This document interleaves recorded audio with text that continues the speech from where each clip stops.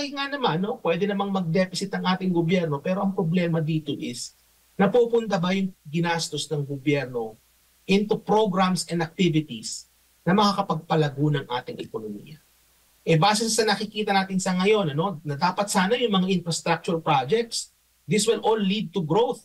Pero nakita natin, hindi growth ng ekonomiya ang nangyari, kundi growth, no, ng corruption ang nakita natin sa ating bansa.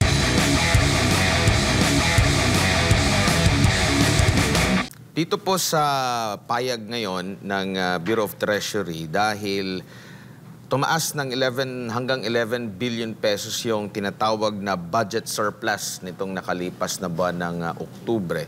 Pag budget surplus, ito yung mas mataas yung kita kumpara doon sa spending, no? Ang deficit naman, kabaliktaran, mas mataas yung gastos kaysa sa doon sa kita. Maganda po ba ito para sa ekonomiya ng ating bansa na pigil yung paggastos at malaki ang kinikita or nakokolekta ng ating gobyerno? Okay, ganito kasi yan eh. Mayroong cost and benefits din ang surplus. Maganda pakinggan na mayroong surplus. Maganda pakinggan yan. Kasi pagka ang surplus ay nandyan at lalong-lalo na Admar, ang surplus ay nagtuloy-tuloy ng maraming taon, posible na hindi na kailangan ng gobyerno na maningil ng napakaraming buwis. Kasi lagi naman pala silang may surplus eh. Baka pwede na natin bawasan yung buwis. Hindi lang yon, bawasan din yung pangungutang. Kapag bawasan yung pangungutang, nangyayari niyan is mababawasan din yung interest na babayaran natin in the future, and again, ang balik din sa taong bayan in the form of possibly lower taxes. Maganda ang surplus if sustained. Kung tuloy-tuloy yan ng maraming taon. Sa kaso sa Pilipinas, hindi sustained ito. Kasi ang nakikita natin sa datos, every year, puntahan na lang natin yung budget. No? Pag nagpasa ng budget, makikita natin palagi na yung government spending natin mas mahigit doon sa revenues na nakokolekta ng ating gobyerno. So, ibig sabihin, for every budget cycle, nakaprogram palagi, Admar, na merong deficit. Itong nakita natin na merong surplus, kaya tayo nakakakita ng surplus ayon sa Bureau of Treasury, is the way that it's being reported by that agency, by the Bureau of Treasury. Kasi alam mo, Admar, nagpe-presenta sila ng datos, possibly per quarter to, or baka nga even monthly. Meron silang datos niyan, Admar, sa website nila. Na makikita mo dyan, hindi ko nakakamali, baka nga monthly yata yung datos nila niyan. Now, sa kada buwan, may mga buwan na mas mataas ang malaki na nakokolekta ng gobyerno na buwis. Meron din mga buwan na mababa ang koleksyon. May mga buwan na mataas ang spending ng gobyerno at may mga buwan na mababa ang spending. Yung cycles na yan ng mataas at mababang koleksyon, mataas at mababang spending, yan ay driven ng maraming factors. Kagaya halimbawa ngayong panahon ng magpapasko, baka gusto nang ihabol ng BIR yung kanilang collection targets, kaya nakita natin na tumaas yung internal revenue collections. And pag kinumpara mo yun sa paggastos ng gobyerno na mas mababa, lumalabas na mayroong surplus.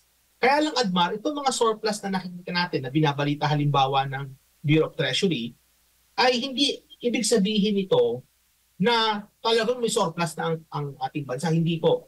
May surplus lang siya for that month. Pero kung kukumpara mo sa ibang mga buwan, laging may deficit, Admar. Kasi historically, since 1998, lagi tayong may deficit kada taon. Ibig sabihin, yung ginagastos ng gobyerno mas mahigit kaysa sa kanilang internal revenue. Kaya nangyayari is nangungutang tayo para punan yun. So, kumbaga, nakita natin doon, that is only like for a month. But kung titingnan mo siya on overall, deficit pa rin tayo. And in fact, yung ating deficit, Admar, ay lumalaki yan ng lumalaki. Kasi nga, ang ating gobyerno, napakahilig gumastos itong gobyerno ni Marcos Jr. They love spending to the point that to fill the gap, nilakalakihan nila ng nilalakihan kada taon ng ating pangungutang. To the point na yung ating pangungutang ay mahigit na ng 60% ng ating ng debt to GDP ratio ng ating bansa. So, to circle back, pinakita mong datos na mayroong surplus, that is only for a month, And it doesn't mean na for the whole year tayo ay surplus, hindi po. Because we will never have a surplus kasi nga mas malaki palagi ang paggastos ng gobyerno kaysa sa kinikita nito. Opo, sabi naman dito ng Bureau of Treasury, ang dahilan kung bakit nagkakaroon tayo ng budget surplus ay dahil nga sa pagpigil, no, dahil may ongoing na mga investigation. So yung infrastructure spending, apektado din po dyan. Nandyan din yung issue sa flood control. Hindi rin ma-implement dahil nga po patuloy pang nire-review, no? Dahil nga sa napakaraming issue kagaya po ng substandard o di kaya ay ghost project. May ibang mga analyst or mga ekonomista, Doc, na nagsasabing yung mabagal daw na, kumbaga ang surplus daw, budget surplus daw, makaka-apekto rin daw sa mabagal na revenue growth. Kumbaga kasi wala kang nilalabas na na pera, pinipigil mo, kolekta ka lang ng kolekta na halos sa mga taripa naman ang nakokolekta. And meron din nagsasabi na sa panahon daw ngayon na mahina yung inflation daw, o humihinang inflation, mas mainaw daw na nasa deficit daw tayo dahil matutulungan daw nito ang paglago ng ekonomiya. Tapos, meron din nagsasabi, dahil nga sa issue ng korupsyon, bumagal yung ating GDP. Any thoughts dito po sa mga pahayag din ng ibang mga experts po dito, Doc? Isa-isahin natin, ha? So, sa kaso ng inflation, mababang inflation, hindi ibig sabihin yan na lalago ang ekonomiya natin.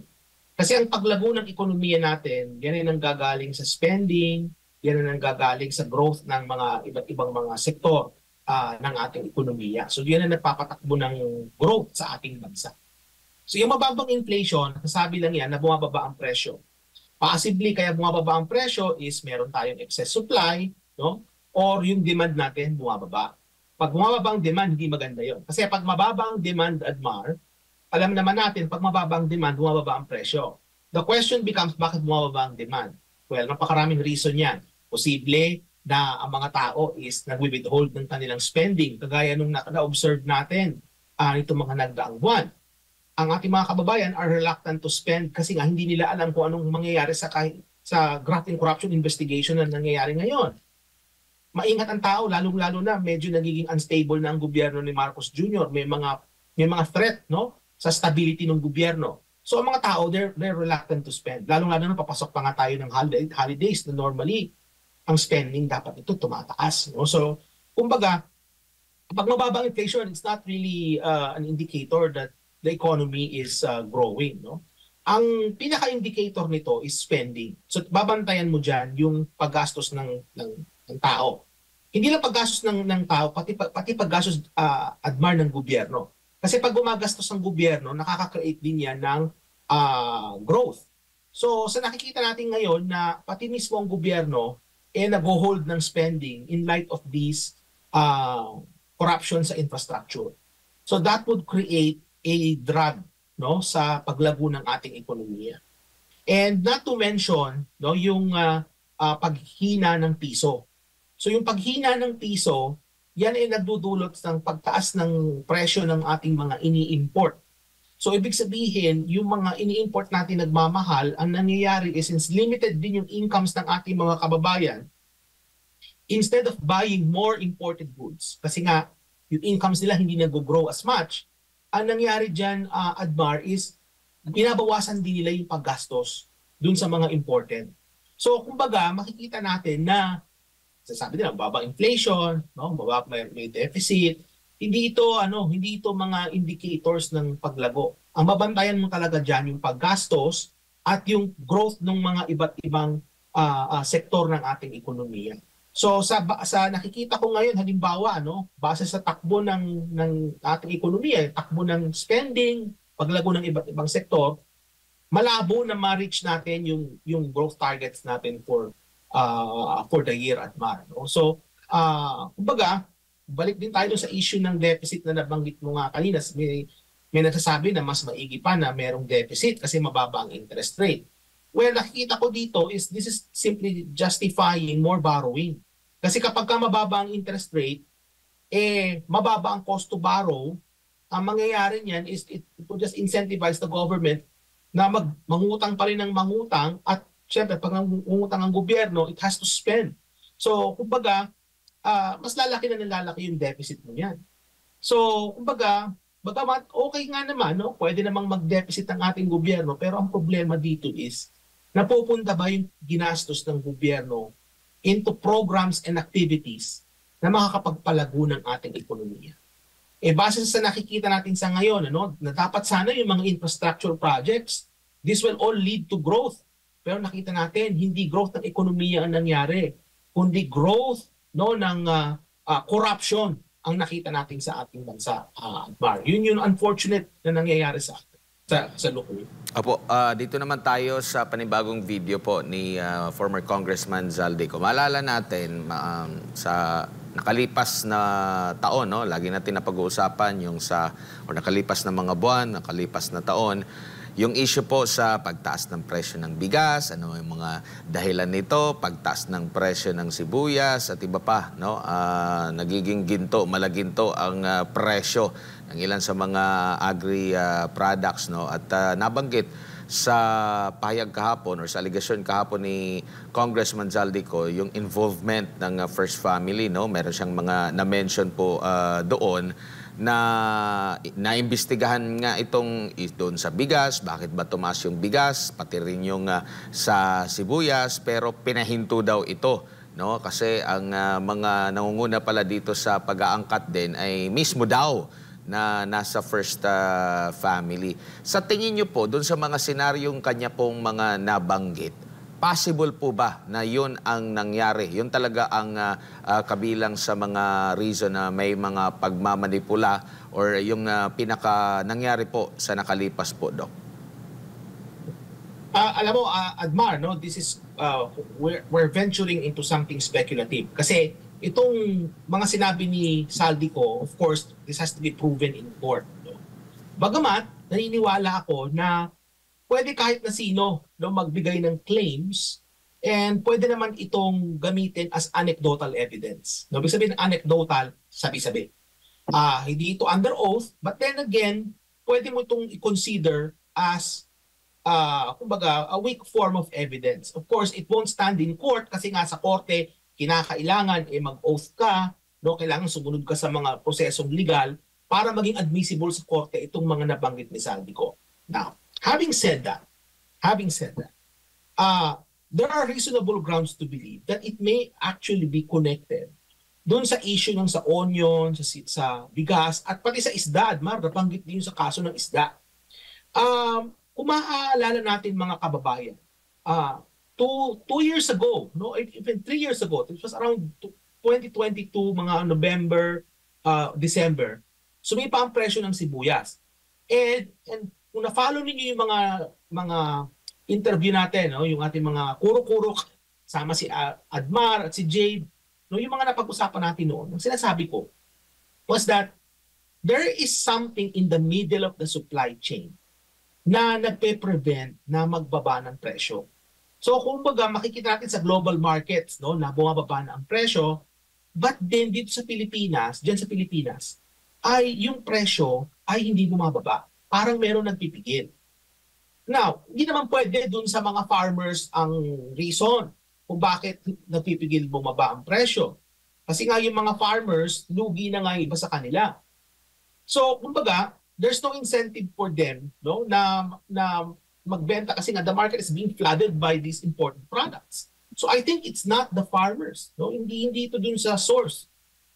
Hindi rin ito dun sa mga importing countries. Kasi bumababa na nga yung presyo globally. So it has something to do with the middle of the supply chain.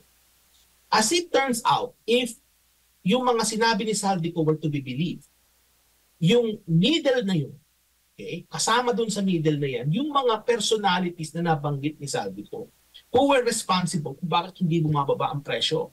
So sa kaso ng bigas, no, nakita natin yan.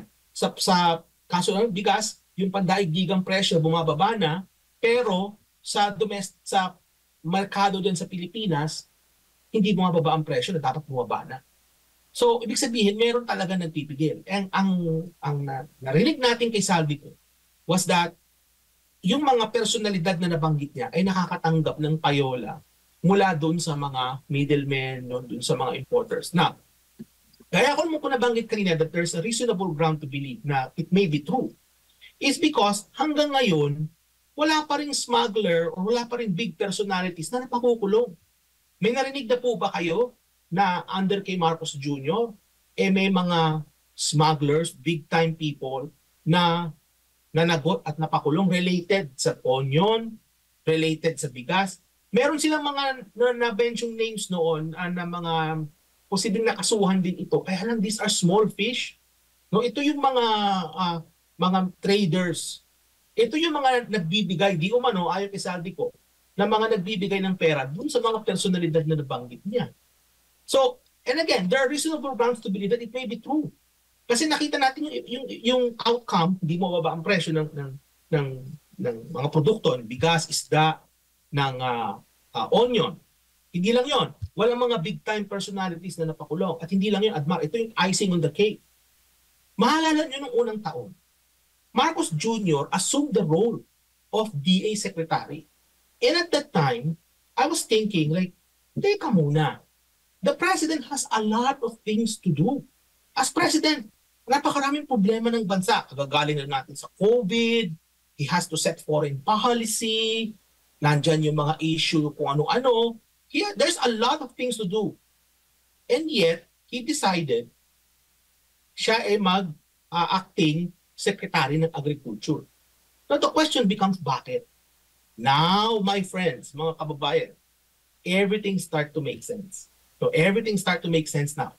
Kasi itong Agriculture Department, itong departamento na mayroong responsibilidad sa mga sektor na ito, sa sibuyas, sa bigas, sa isda. But maybe there are other commodities din na involved dito na hindi pa natin alam. And again, this is all based on speculation and what Saldico said during in the video. No? But then again, if you were to look at outcomes, no, pagtatagni-tagniin mo yan, everything start to make sense now. No? Kumbaga, bakit naging ganito yung nangyari? Now, anong kinakailangan nating makita dito is magkaroon ng investigation at nasaan na yung Quinta-Com ng Congress.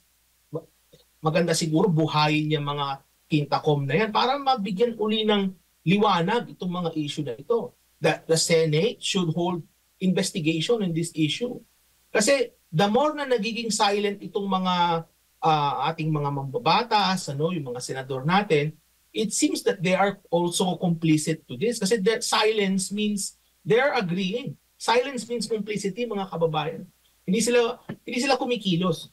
So, in order to restore confidence sa ating gobyerno, they need to do something. Kailangan may mga managot dyan at para mapanagot din talaga. And even Saldico, I mean, although Saldico are saying things, about the first family, but he himself is also complicit in this.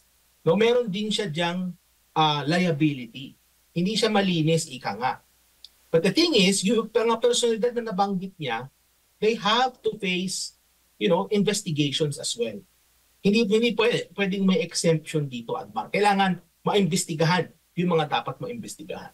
Ang nangyari po kasi, Doc, nabubulgar nabubulgar kung bakit mataas pa rin yung presyo. Halimbawa, sa bigas, binabaan na ngayong taripa, bumaba na yung presyo ng bigas sa world market, tapos naging binigyan na ng kalayaan na mag-angkat ng bigas, mataas pa rin. Kaya nabanggit mo, may sense yung mga nababanggit nitong si Congressman Zaldico. Pero yung panawagan mong Quinta, kung totoo yung aligasyon ni Congressman Zaldico, merong nagpatigil at napatigil nga ito at nabaon sa limot ang mga nabulgar at wala na.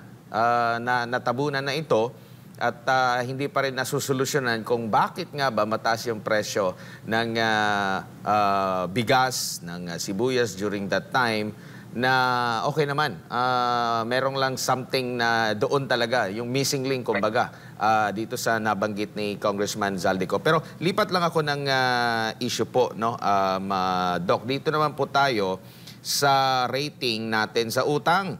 Abay, dahil nga po sa political instability, merong significant risk sa credit rating po natin. Ayon po ito sa Fitch Ratings po, Doc. Dapat ba tayong mabahala kasi ito yung rating natin sa ating pag-uutang, or mayroon din itong implikasyon sa ating ekonomiya, Doc?